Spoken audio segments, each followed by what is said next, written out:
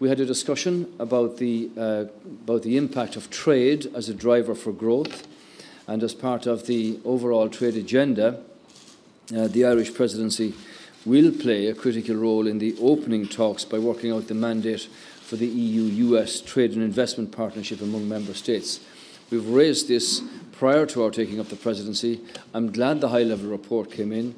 I've asked the Commission to respond to us at an early date so that we can have from the Commission a mandate to put in place the process by which the American side can actually begin these discussions and negotiations, and we would hope that we would have that platform in place so that those discussions can commence very shortly after the Irish presidency.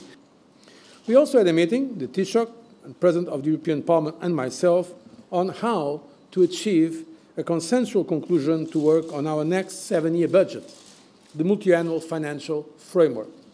Now that we have the unanimous political agreement of heads of state and government, negotiations will start between the European Parliament and the Council, negotiations that will be led on the Council by the Irish presidency.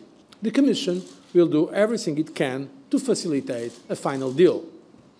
I have made no secret of the fact that the deal agreed by heads of state and government earlier this month is below the level of ambition that the Commission considers desirable, given the challenges we face in the coming years. Without anticipating the result, I informed the Taoiseach as President of the European Council and the President of the Commission that it is most likely that an overwhelming majority of members of the European Parliament will say no to the MFF as it is for the time being. We will not say no to an MFF, but to the proposal now on the table, the European Parliament can't agree. Why? If we compare our major requests with the result, I must say that more or less nothing what the Parliament asked was taken on board. We are absolutely not satisfied with the proposal which is concerning flexibility between the categories and the years.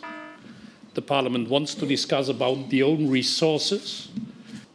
I would like also to take this opportunity to welcome the adoption today by the Member States of the Commission's proposal on youth guarantees, which is an important signal to the almost 6 million young people that are unemployed in the European Union today.